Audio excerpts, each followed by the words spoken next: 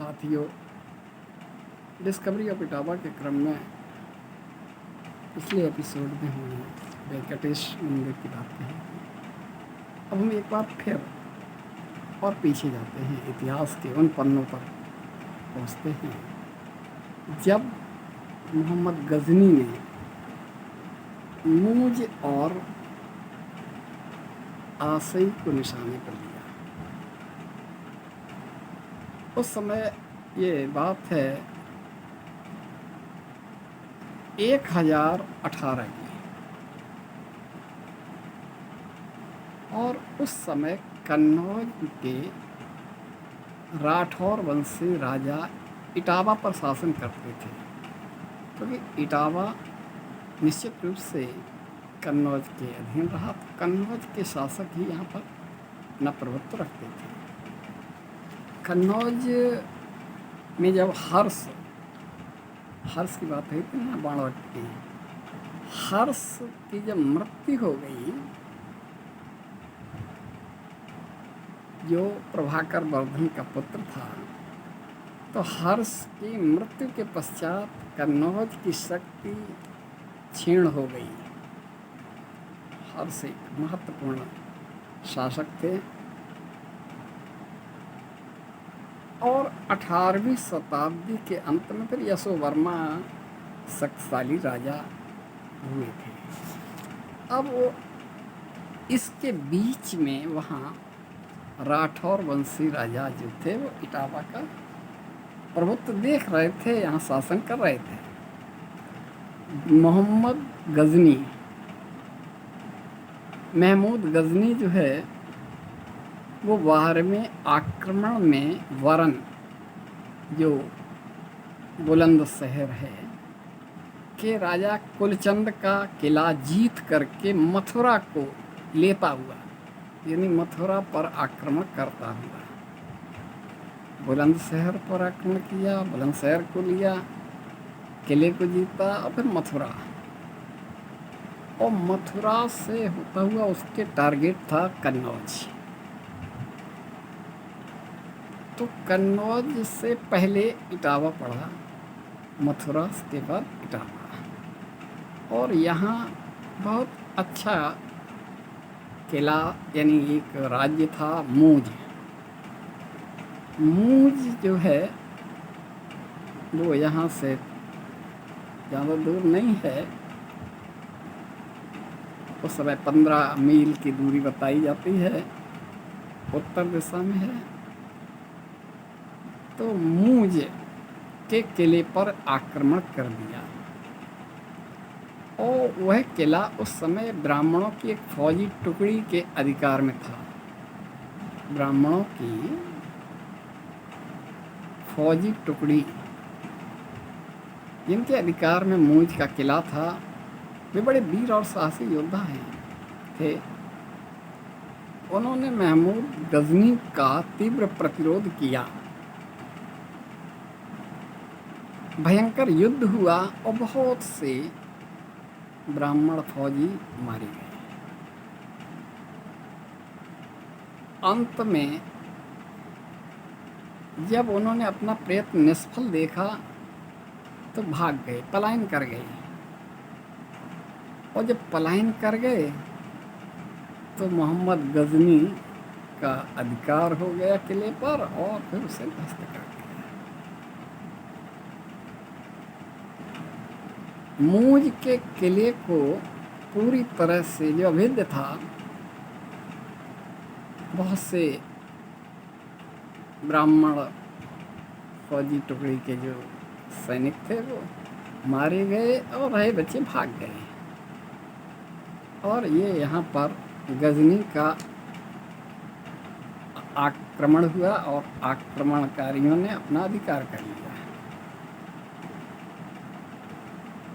ये किताब है यामिनी, जिसमें ये उल्लेख किया गया है मूज पर आक्रमण का। और उसी पुस्तक में आगे और भी लिखते हैं।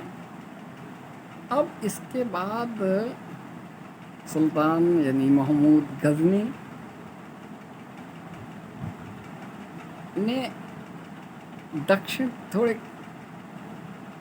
आगे बढ़ा तो बिहारांचल क्षेत्र के आसई के किले को उसने टारगेट किया। उस समय आसई के का प्रशासन जो था वह राजा चंद्रपाल का था। राजा चंद्रपाल बड़े अच्छे हिंदुओं के सामंत और मुखिया थे, और एक समय उन्होंने चंद्रपाल ने कन्नौज का भी शासन किया था। शासन नहीं किया, शासन करने के लिए युद्ध किया था, यानी आसई के राजा चंद्रपाल और कन्नौज के बीच युद्ध हुआ था। और आसई का जो किला है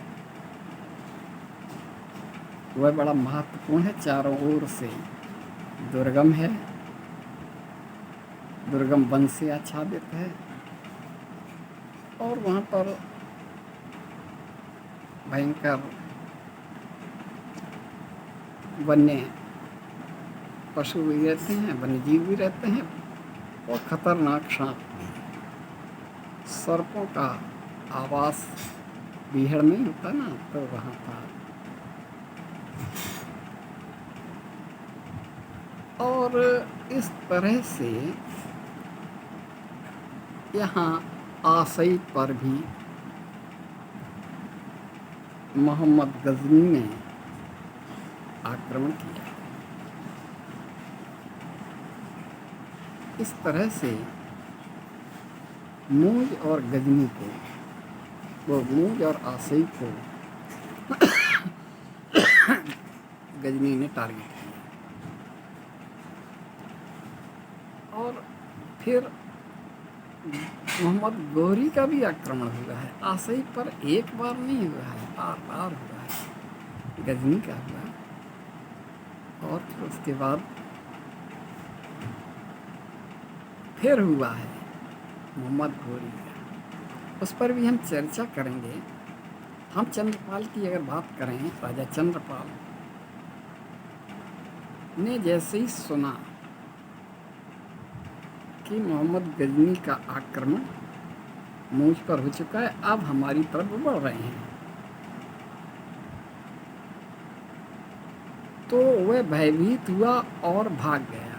राजा चंद्रपाल भाग गया और मोहम्मद गजनी के आदेश पर पूरा किला ध्वस्त कर दिया गया। उनकी रक्षक फौज भी मारी गई, और वहाँ सुल्तान जो है वो सरसाबा, जो जिला सहारनपुर है, के चंद्रराज की ओर बढ़ा। जो ये चंद्रराज जो है, जो सहारनपुर के सरसाबा की बात कर रहे हैं ना, वहाँ के जो चंद्रराज हैं वो आसई के राजा चंद्रपाल के दामाद थे। तो पहले यहाँ ध्वस्त किया, अब दामाद के यानी सरसाबा की ओर चल गया। यहाँ पर बड़ा महत्वपूर्ण ये प्रसंग है कि किस तरह से मूंज और आसई को महमूद गजनी ने ध्वस्त किया। अभी हम कन्नौज के आगे के संदर्भ में बात करेंगे, राजा सुमेर सिंह की भी बात करेंगे, बहुत अच्छा। फिर प्रताप नेर और चकर नगर के राजवंश पर भी थोड़ी चर्चा करेंगे। लेकिन इसी क्रम में आप निरंतर बने रहें डिस्कवरी ऑफ इटावा।